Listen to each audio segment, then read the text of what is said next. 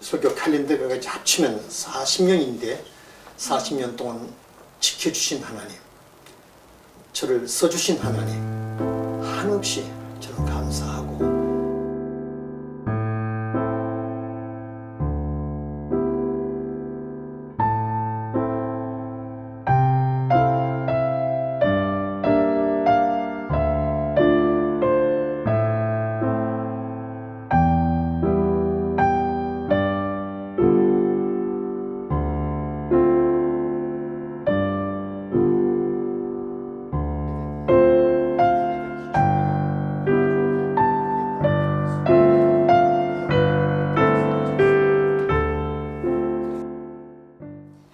네, 오늘은 한국교회 산 증인이시죠. 예배와 설교 분야의 최초의 교수님이시기도 합니다. 우리 정장복 총장님 모시고 이야기 나눠보도록 하겠습니다.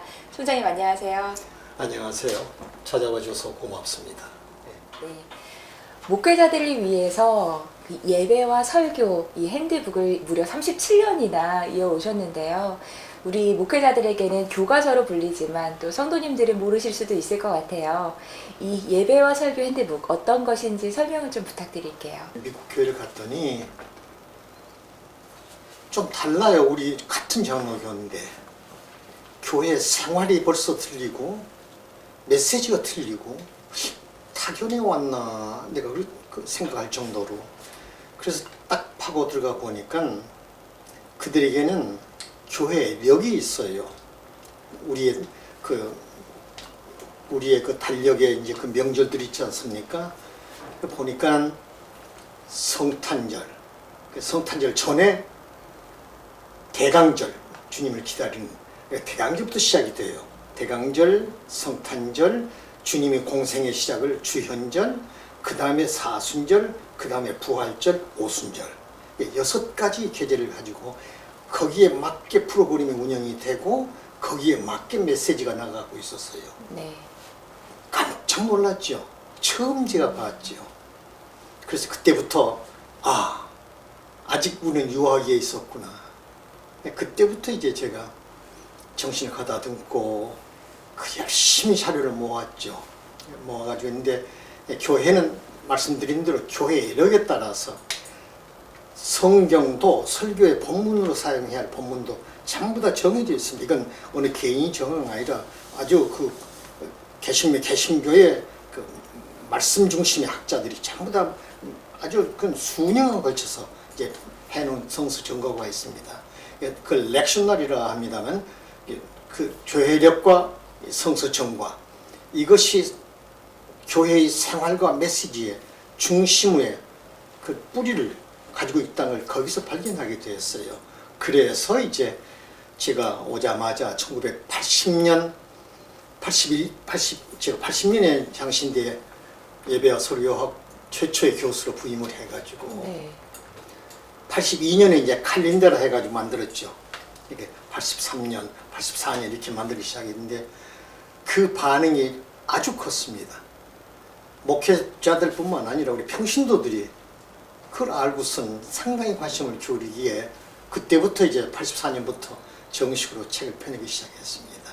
그래서 이 책이 교회 생활에 어떤 모두가 다 함께 움직이는 그 모두란 말은 한국 교인만 아니고 전 세계의 교인들이 대강절이 되면 같이 주님을 사모하고 기다리고 성탄절이 되면 주님 오심을 함께 기뻐하고는 함께 움직이는 대열에 우리 모든 세계의 교인들이 함께 움직이는 그 공동체로서의 그 몫을 감당할 수 있는 하나의 좋은 자료가 아닌가 이렇게 생각합니다. 네, 내년도 예배와 설교 핸드북 이제 막 나왔는데요. 혹시 예년과 다른 부분이 있다면 어떤 게 있을까요? 새해 나오는 2021년 것으로 마지막으로 제가 집필을 하기 때문에 3가지 부분에 제가 아주 마음 모아서 집필한 게 있습니다.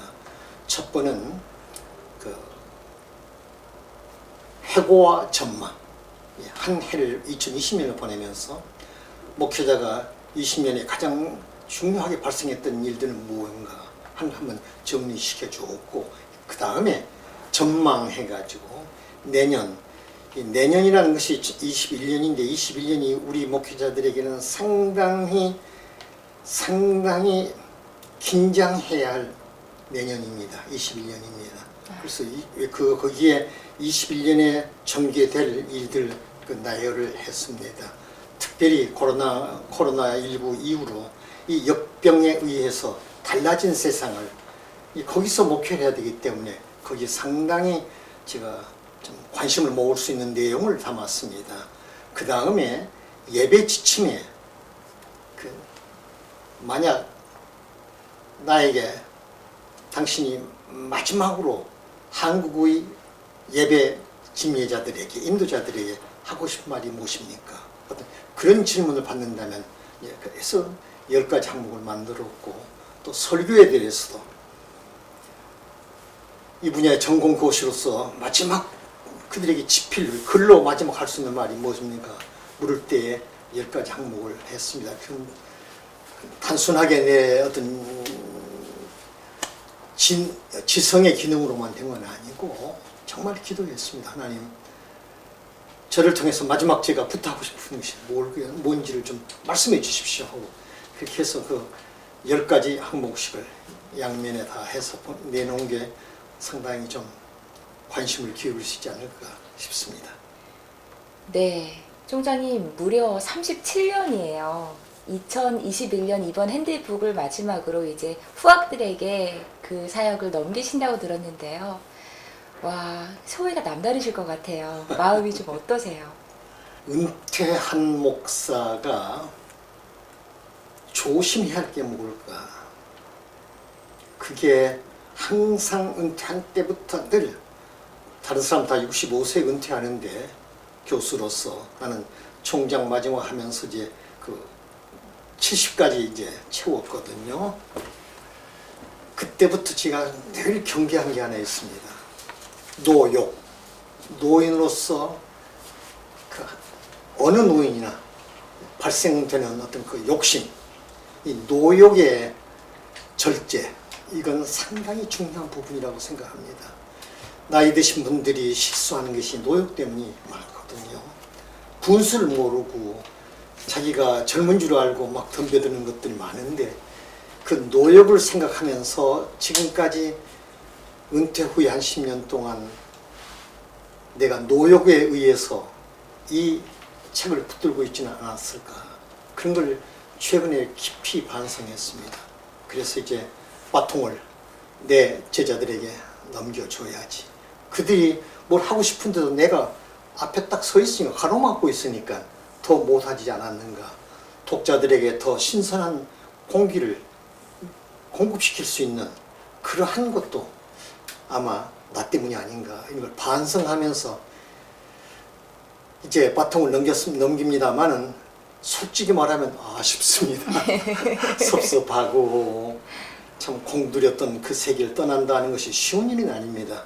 그러나 이것도 하나의 교육입니다. 이제 때가 되면 물러나는 것을 내가 좀 늦었다고 생각합니다. 그렇지만 어떻든 간에 때가 되면 물러나야 된다는 어떤 삶의 철학을 보여줄 수 있다는 생각하면 그저 감사하고, 특별히 내 가슴속에 감회가 새로운 것은 전부 예배 설교 캘린더가 합치면 40년인데 40년 동안 지켜주신 하나님, 저를 써주신 하나님, 한없이 저는 감사하고. 네, 한국교회 최초의 예배 그리고 설교와 교수님이시잖아요. 네. 네, 그런 입장에서 올 한 해 한국교회 예배와 설교를 좀 평가해 주셨으면 좋겠는데요. 전에 없던 팬데믹 상황이었어요. 물론 한국교회도 우왕좌왕했지만 최선을 다했다고 보는데요. 잘된 점도 있지만 분명히 좀 아쉬웠던 부분도 있으셨을 것 같아요. 어떻게 평가하십니까? 예, 지금 가면 갈수록 아쉬움이 있는 게 아니고 더 편하다. 오히려 더 좋다. 네. 하는 방향으로 좀 흘러가고 있습니다. 두 번째, 설교에 대해서요. 지금 설교자들이 2021년에는 상당히 고역입니다. 온라인이라는 게 있는 한, 이제는 뭐 온라인 예배 없어도 이제는 이 소위 IT 시대에 와가지고 이제는 고통스럽습니다. 교인들이 설교차를 골라 잡습니다. 앉은 자리에서 왔다 발로 뛰지 않고 가만히 앉아서 동영상으로. 동영상으로 전부 다 예배 시간들을 통해 가지고 골라갔습니다. 그래가지고 교인들을 잃어버리기가 쉽습니다. 만약 탁월한 설교자라면 염려할 건 없겠죠. 말을 바꾸면 먼저 설교 얘기 먼저 할게요. 탁월한 설교자, 유일한 설교자라는 그러한 세계 속에 자신이 머물지 않으면 많은 교인들이 떠나게 됩니다. 소위 속된 말로 교인들이 바람이 납니다. 그래서 설교에 대해서 과거에 있던 그런 어떤 노력, 배로 노력을 해야 되지 않겠느냐. 뭐 남의 설교 복사해서 하고 그런 식으로 다 끝났습니다. 이제는. 그래서 설교에 대한 좀 조금 과기감 표현이나 피땀 나는 눈물, 이런 그 노력이 요구되는 때가 왔습니다 하는 얘기고, 예배도 마찬가지입니다. 이게 중요한 얘기입니다. 천주교나 성공회나 루터교는 피해가 적습니다. 예배에 대해서요. 그 이유는 그들은 성찬 성례전, 그 가톨릭에서는 성체 성서를 합니다. 이 성찬 성례전이 오직 예배당 예배에서만 가능하거든요.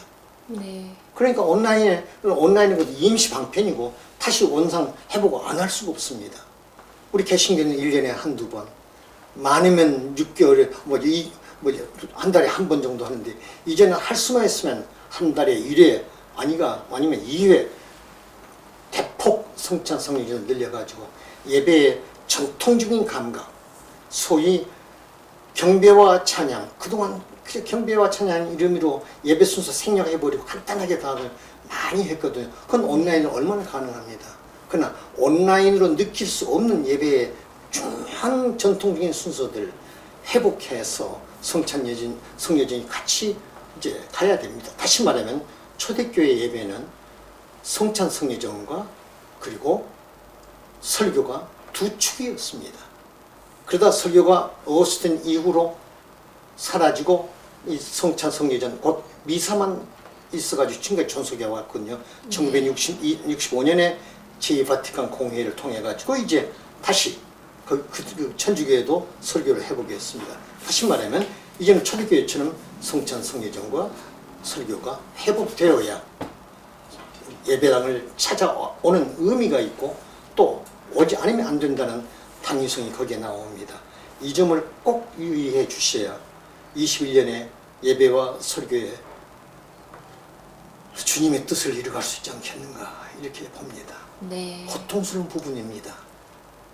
저는 온라인을 즐기지 말라, 온라인 예배를 즐기지 말라, 그런 글을 쓰고 있습니다. 그래서 온라인을 즐긴다는 것은 인간의 육적인 편안함과 그리고 안일함, 여러 가지의 육적인 조건에 의해서 예배당을 가지 않고 온라인에 대한 합리화를 하지 않겠는가, 이렇게 보고 있습니다. 네, 그러면 어떻게 하면 이 온라인에 강제적으로 익숙해져 버린 우리 성도들을 어떻게 하면 좀 이 교회당으로, 오프라인으로 끌어들일 수 있을까요? 이게 강제로 되는 부분이 아닐 텐데요. 주거지입니다. 교인들이 자기 주거지를 자기의 교회로 알고 살아야 역사 속에 교회가 머물지요. 만약 교회당이 없어진다면, 온라인만 가지고 지속된다면 다 흩어집니다. 흩어지면 신앙도 흩어집니다. 봉사와 섬김의 의무를 예배당을 중심해서 나갈 수 있도록 이 교회당 중심의 프로그램을 많이 개발해야, 그래야 교인들이 내 집에 출입을 자주 해야지. 출입이 잦아지지 않고 끊어져 버리면 그건 내 집이 아닙니다. 예배당, 소위 교회당을 출입할 수 있는 구실을 많이 만드십시오. 그런 프로그램을 많이 개발하십시오 하는 얘기입니다. 이 IT 기구들을 통한 신방의 어떤 새 패러다임을 구성해 나가야 할 것이다 하는 것이 또 제 주장입니다. 그러나 이제 오프라인 예배는 지켜나가야 한다. 그렇죠. 네. 그러해야 그 결과는 오프라인에 나타납니다. 그래야 예배당을 곧 나의 집으로 알고 다시 찾아옵니다 하는 얘기죠. 네, 그러니까 온라인을 오프라인 예배를 위한 도구로 활용을 해라. 그렇죠. 라는 정확한 말씀이시군요. 표현입니다. 네. 네, 다시 설교 얘기로 들어가고 싶은데요. 이 목회자들께서 온라인 설교와 오프라인 설교가 굉장히 차이점이 많다고 하세요. 이제 성도들의 리액션을 보지 못하기 때문인데요. 온라인 설교를 하면서 좀 이런 부분은 이렇게 하면 조금 더 쉬울 것이다. 후배 목회자들에게 팁을 주실 수 있는 게 있을까요? 온라인 설교를 하면서 유의할 게 하나 있습니다. 직접 여기서 설교를 하지만 자신도 모르게 저 멀리 있는 사람에게 설교한다. 다시 말하면 전파를 통해 설교한다는 그 어떤 그런 그 선입관이 딱 박혀 있으면 벌써 나온 음성이나 태도나 메시지가 틀립니다. 저는 전문가로 압니다. 예, 금방 틀립니다. 예, 그걸 의식하지 않아야 됩니다. 하는 것을 제안하고 싶습니다. 바로 앞에 우리 성도가 있다라고 그렇죠. 생각을 하시고 그렇죠. 온라인 설교에도 임해야 된다라는 그렇습니다. 말씀이시군요. 예, 그렇습니다. 네, 이 코로나가 올해로 끝났으면 좋겠지만 또 예상은 밟지 못하더라고요. 2021년 예배 어떻게 예상을 하시는지요? 그리고 또 이 대책은 어떤 게 있는지. 이러한 역사와 전통에 대해서 외면하지 마십시오. 아까 말한 대로 둘째로 만약 역사와 전통을 외면하지 않는다면 성찬 성례전은 반드시 자주 회복되어야 된다. 최소한도 한 달에 2번은 이제는 진행이 돼야 합니다 하는 얘기고요. 세 번째 설교는요. 이제는 설교와 집회 강연을 구분할 줄 알아야 됩니다. 지금 한국 교회가 큰 옷은 설교와 기도와 찬송만 있으면 어디서도 이거 예배입니다. 정광훈 씨가 광화문에서 이 나라가 나를 중심에서 이제 운영하게 된다는 그 큰 소리를 칠 그런 현장에서도 그거를 또 예배라고 하면서 아멘 하고 있었습니다. 이건 전부 다 하나님 보시기에 괘씸한 행동입니다. 하나님이 원하시는 하나님만을 향해서 하는 하나님이 영광 받으시는 하나님이 기뻐하시는 그러한 예배가 되도록 정성에 정성을 기울여야 합니다. 특별히 설교는 이제는 인간의 잡다한 정치적인 견해, 무슨 경험담, 지식의 나열, 예화의 나열 단절시켜야 됩니다. 이제는 하나님의 말씀만 운반하겠다는 그러한 깊은 생각, 내가 설교와 교육의 이념이 성원 운반 일념입니다. 성원 운반 일념을 가슴에 품고 거기에 충성을 다하는 그런 설교가 이제 앞으로 생명을 유지하게 될 것입니다. 교인들이 이제는 많이 달라집니다. 새해 되면 평신도를 위한 설교학과 평신도를 위한 예배학 책이 나옵니다. 그동안 평신도 신문에 제가 연재를 4년 동안 했거든요. 이제는 그 책으로 나갈 겁니다. 평신도가 이제 설교에 대해서 예배에 대해서 유식해집니다. 유식해진 교인들 데리고 무식한 목사가 설교와 예배를 만약 진행한다면 그건 맞지 않습니다. 이제는 목사도 정확하게 정도를 걸어야 합니다. 이게 저의 부탁입니다. 목사의 정도 이제는 걸어야 됩니다. 그것이 제가 하고 싶은 얘기입니다. 코로나19 역병이 몰고 온 경제적인 손실, 인간적인 관계, 생활의 차이, 이게 많은 변화를 가져왔습니다. 그 중에 내년에 우리 교회가 앓게 되는 큰 아픔은 경제적인 손실입니다. 자, 교인들이 생업에서 수입이 안 나오는데 어떻게 하나님 앞에 예물을 바칩니까? 봉헌의 양이 달라지죠. 네. 그렇게 되면 우리가 지금까지 보려왔던 선교 사업을 비롯해서 각종 프로그램에 전부 다 축소될 수밖에 없습니다. 지금 상당한 교회들이 부목사들의 생활비를 주지 못해서 쩔쩔 매고 있고 또 나가달라고 해서 일자리 없는 우리 젊은 부목사 출신들이 지금 많이 발생하고 있습니다. 큰 문제가 되고 보통 있겠죠. 문제가 아닙니다. 이럴 때 나는 꼭 우리 목사들에게 부탁하고 싶은 말이 있습니다. 자기들의 생활 수준, 목사들의 생활 수준, 예를 들어서 승용차라든가 골프 같은 운동이라든가 어떤 가구에 어떤 자기 집에 가구 배치라든가 이 모든 생활의 모든 부분에 나는 교인들의 20% 안에 들어가지 마십시오. 교인들의 20% 밖에 머물러 주시고 자기가 받는 생활비도 분에 넘치다고 만약 생각이 되면 과감하게 다시 교회에 내놓은 이런 좀 획기적인 어떤 변화를 일으키지 않으면 교회가 재정에 몹시 시달리게 됩니다 하는 이야기입니다. 우리는 이렇게 고생하는데 우리 목사님은 저렇게 살 수 있을까?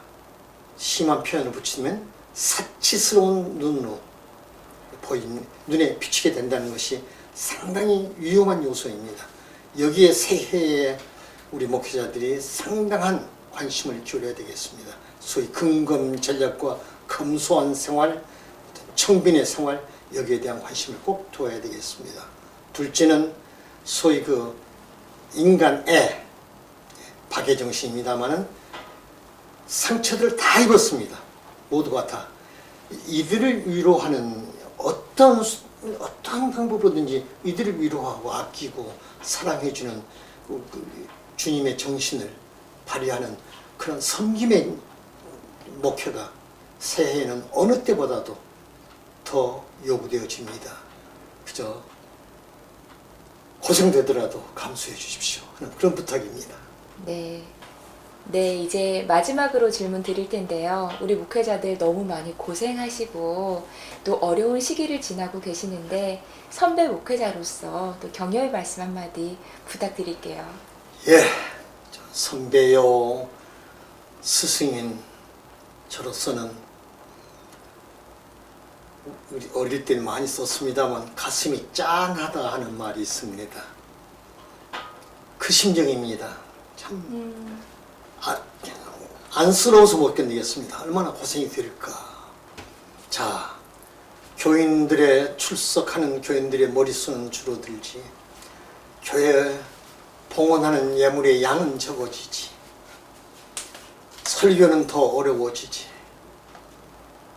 그리고 내 설교가 남에게 비교를 당하게 되지 하는 아주 어려운 시기를 다가오는데, 목사는 어려움과 고통과 환난과 아픔을 외면하는 자리가 아니고 이해하고 감수해야 할 자리입니다. 우리 목회자들 고생이 많더라도 주님 십자가 지신 것만은 못하니까, 그래도 주님 십자가 비교하면 이건 아무것도 아니니까 하는 모진 결심을 품고 하나님 앞에 매달리고 모든 부분에 긍정적으로 생각하면서 우선 건강 살펴주시고, 그리고 고통을 고통으로 여기지 말고 주님의 십자가의 고통에 비교하면서 오히려 감사하면서 새롭게 일어서 주시기를 바라는 저의 간절한 심정입니다. 네, 총장님 오늘 귀한 말씀 고맙습니다. 네, 고맙습니다. 찾아와 주셔서 감사합니다. 네, 고맙습니다.